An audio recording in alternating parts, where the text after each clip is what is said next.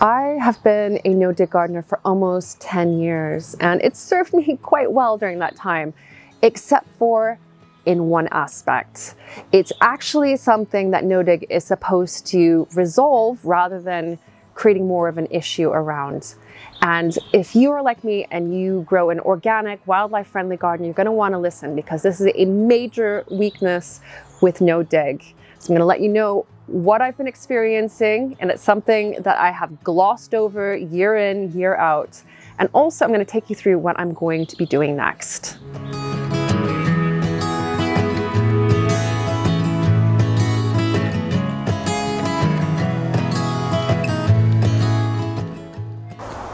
This is the very first no-dig bed that I put into the garden when we moved in 4 years ago. So it was towards the end of 2021. Very, very easy to build. And I will get to how you do that in just a second. But there are some major things that no-dig gardening has going for it. First of all, it's very easy to build the beds, as I have shown in videos before. It's also an ecological way to grow a garden because you don't put any other inputs into your bed other than compost. The compost feeds the soil microorganisms and microbes. They in turn help your plants to grow, and so you get lots of bountiful crops, healthy vegetables, big flowers without using fertilizers or chemicals or anything like that. So it saves you money. It's also a way to reduce weeds, and I've talked about that many times before. And no-dig does actually work in suppressing weeds, but there are some caveats. One of the biggest attractions for going no-dig is that it is so much easier.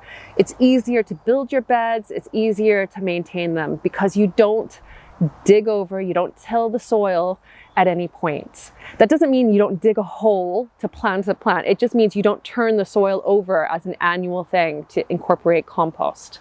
You use mulching instead, mulching techniques. To build all of the beds pretty much in my vegetable garden, I think all but the L-shaped bed, what I did was I cleared the soil either by putting cardboard down on the ground or using black plastic first. And then in the case of the cardboard, you can just pile compost on top of it. So it was 4 to 6 inches of compost. You can use aged manure, you can use garden compost, green waste compost, whatever you would like, or any mixture of. Plant directly into it as soon as you have it filled, and away you go. So you can grow a crop in a brand new no-dig bed, no problem. And then afterwards, it only needs an annual application of about 1/2 inch of compost or manure that you spread over the top as a mulch. That is it. It's pretty easy. Worms do the tilling for you, and it's just an easy, eco-friendly way to grow a garden. Now, the caveat with all of this is that the compost that you use initially and thereafter has no seeds in it. So no weed seeds, no seeds from last year's tomatoes in it. It has to be somewhat sterile when it comes to seeds, because otherwise what you're going to have is a nice bed of weeds for you to have to put more energy and work into, and that will potentially also seed and cause even more weeds in your garden.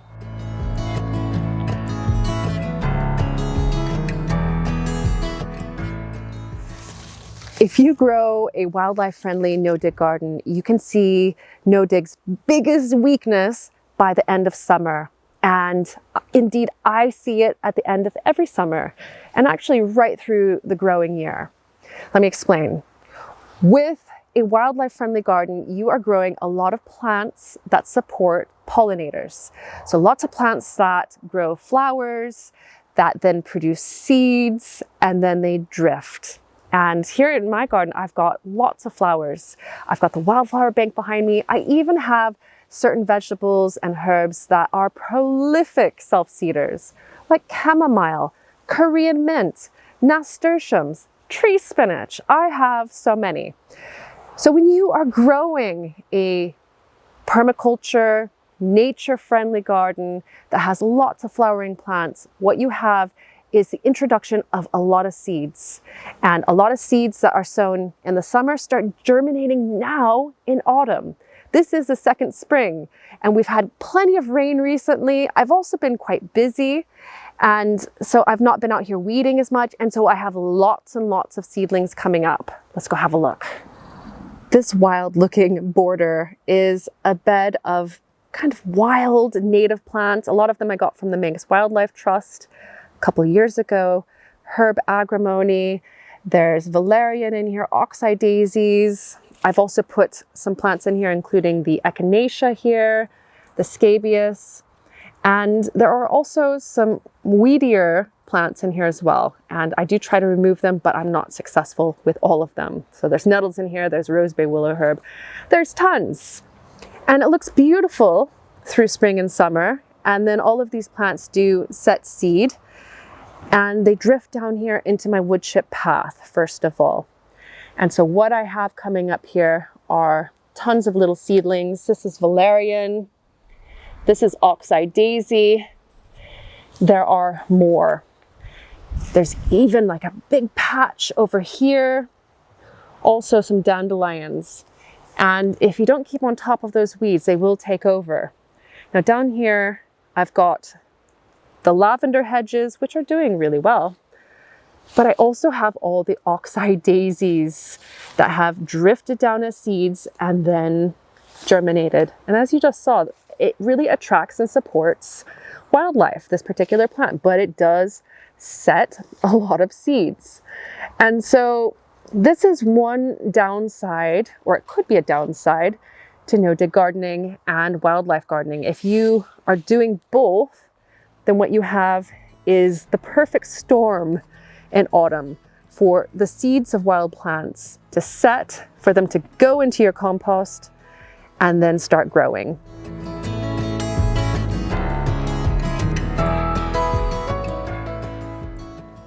It's beautiful, I know. I am looking down this line of this lavender hedge. There are tons of bumblebees. I see some honeybees, hoverflies, so many pollinators. And this is really what it's all about with wildlife gardening. Being at least partially responsible for providing a food source, water sources, other things like that, and increasing the biodiversity of your area. Unfortunately, when your pollinator friends, your pollinator friendly plants start moving into your beds, then you have a bit of a headbutting situation because you've got weeds that are competing for space with your crops. And so when you are trying to create a wildlife friendly vegetable garden, and it's no dig in particular, what you have is a recipe for wildlife taking over. You're going to have all these seeds moving in and germinating. And so you have to keep on top of weeding. It's just so much more extra work, especially if you grow plants like oxeye daisies and valerian, which will just grow everywhere. There are so many wild plants that are wonderful for pollinators, but they will definitely take over if you give them an inch.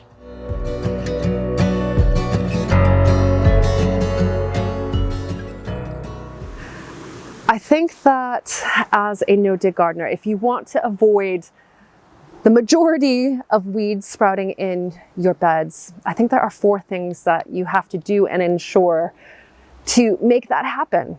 And they're not easy. The first 2 are, make sure when you are building your no-dig beds that you use a thick enough layer of compost, so 4 to 6 inches, because soil itself is a weed seed bank. There are tons of seeds in there just waiting for their day to shine. And if you don't cover them with a blanket thick enough, they will germinate up and through it. Secondly, perennial weeds, things that have really thick roots or that spread, bindweed, dandelion, dock, nettles. Make sure that you remove them at the onset or as they rear their heads. Don't let them go because they will take over. So either dig them out or suppress them in some way. Make sure the perennial weeds don't find a home in your beds. The next one is the compost that you use. You really need to ensure that it doesn't have any seeds in it, be they weed seeds or your own vegetable seeds from your compost. So make sure that it's sterile. Lastly, this is the most challenging part, is you need to minimize the amount of plants in your garden that are going to set seed. So both wild plants and cultivated plants. If they need to flower for them to actually do their thing, they're probably going to set seed unless they're a sterile variety. And so that is such a challenge because you need flowering plants to create a wildlife-friendly garden. So I have this push-pull, and I imagine that a lot of you do as well. If you want to have a productive vegetable garden, but you also want to support wildlife, what do you do?